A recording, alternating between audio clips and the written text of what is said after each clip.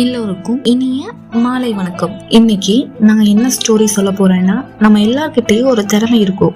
ஆனா நம்மளால இது முடியுமான ஒரு சின்ன பயம் நம்மளை தடுக்கும். இன்னைக்கு நம்ம பார்க்க போற இந்த குட்டி கதை உங்க நம்பிக்கைய இன்னும் உற்சாகப்படுத்தும். வாங்க கதைக்குள்ள போலாம். ஒரு பெரிய காடு. அங்க நம்ம கதாநாயகன் முயல் இருந்துச்சு. ரொம்ப பயந்த சுபாவம், வேகமா ஓடும். ஆனா அதோட வேகத்து மேல அதுக்கே நம்பிக்கை இல்லை.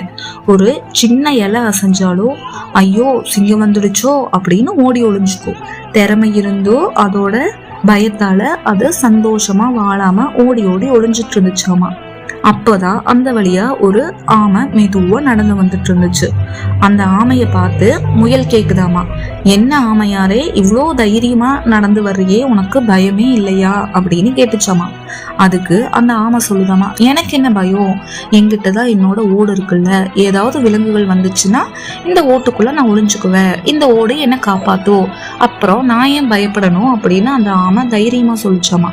அப்பதான் அந்த முயலுக்கே வெக்கமா இருந்துச்சாமா. ஏன் அப்படின்னா, நம்மளாலையும் வேகமா ஓட முடியும், நம்ம மட்டும் ஏன் இவ்வளோ பயந்து பயந்து வாழ்ந்துட்டு இருக்கோம், ஏதாவது மிருகம் வர்றதை பார்த்தாலே நம்ம ஓடி போனோம்னாலே தப்பிச்சிடலாமல்ல, அப்புறம் ஏன் இத்தனை நாளா நம்ம ஓடி ஓடி ஒளிஞ்சிட்டு இருந்திருக்கோம் அப்படின்னு அன்னையில இருந்து அது காட்டுக்குள்ள சந்தோஷமா துள்ளி குதிச்சு வாழ ஆரம்பிச்சாமா.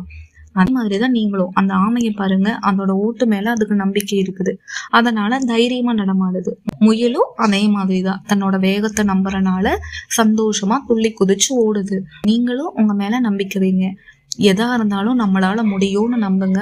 வாழ்க்கையில நீங்க நினைச்ச எல்லாமே நடக்கும். இந்த கதை உங்களுக்கு பிடிச்சிருந்துச்சுன்னா நம்ம சேனலை லைக் பண்ணி சப்ஸ்கிரைப் பண்ணுங்க.